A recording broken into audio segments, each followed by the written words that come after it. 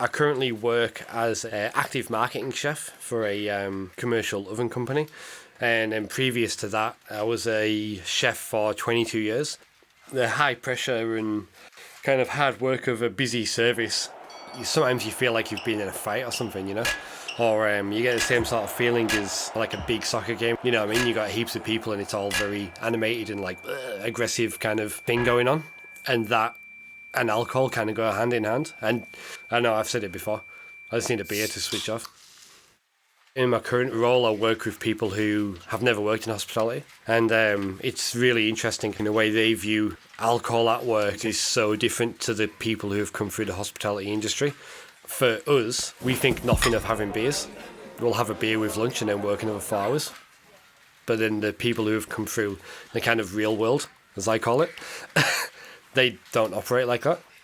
Very early in my career, actually, when I was 17, I think, the hotel I was working at, it was absolutely standard for all the chefs to go to the pub in a split shift every day. So we'd have a couple of beers and go back to work at 5. And yeah, one day I saw, one guy, I think he had 3 or 4 beers, pretty quick succession, went back to work, started prepping and put a boning knife through the palm of his hand. Had to go to the hospital and we didn't see him back at work, ever, actually.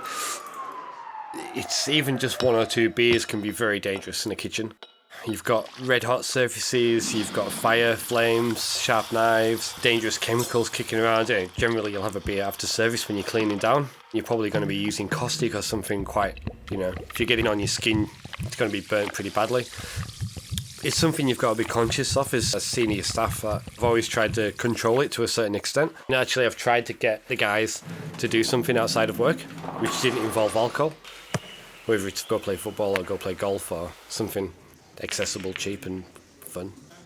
And I've been thinking about this for 10 years, to be honest. You wouldn't expect to get a tradie to come out to your house on a Saturday, Sunday and pay the same as a Monday to Friday, but you expect to go out to a cafe on the weekends and pay the same rate as you would on a Monday.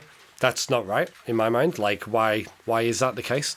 But it is changing. There's a lot more places that are offering more money, less hours, more kind of perks, and it is slowly becoming better.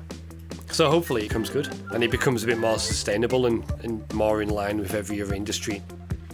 It's really easy to be mediocre and it's really easy to fall into bad habits. You've got to be fit, you've got to be mentally alert and reliable. And if you want to earn any decent money out of Hospo, you've got to be good.